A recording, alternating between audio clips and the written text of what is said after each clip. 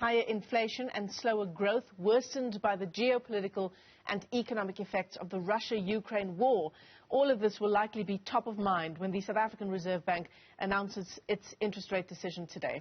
Most analysts expect the central bank to hike rates by at least 25 basis points later today. Our business reporter Tumisang Ndlovu has more.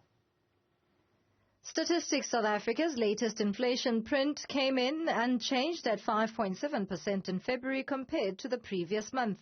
The number, which is at the top end of the South African Reserve Bank's target range of between 3 and 6%, will likely be a worry for the Monetary Policy Committee. Stats SA's Lekau Ranoto outlined areas of concern for inflation.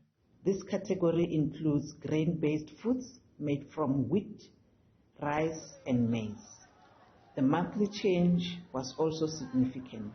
Prices climbed by 2.4% between January and February, representing the biggest monthly increase for this category since the beginning of 2019.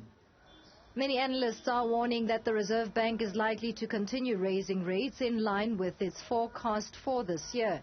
Makwe Fund Manager's Chief Investment Officer, Makwe Masilela, echoes the same sentiment. So when they see some signs that the economy is doing well, then definitely the guys have to start doing the opposite, that is to start increasing interest rates. And anyway, the reason they're doing that is all because of this high inflation, which is not just a U.S. problem, but a global problem. And even back home here, we've got an issue with our inflation. And we have seen that if it was not because of the war, we've just seen some good or green shots that the economy is not doing that badly. Look at our January retail sales managed to go up by 7.7%, and it was only just disturbed now by this whole issue of Russia and Ukraine. And we expect also our central bank, just like the Bank of England, also continue to increase interest rates.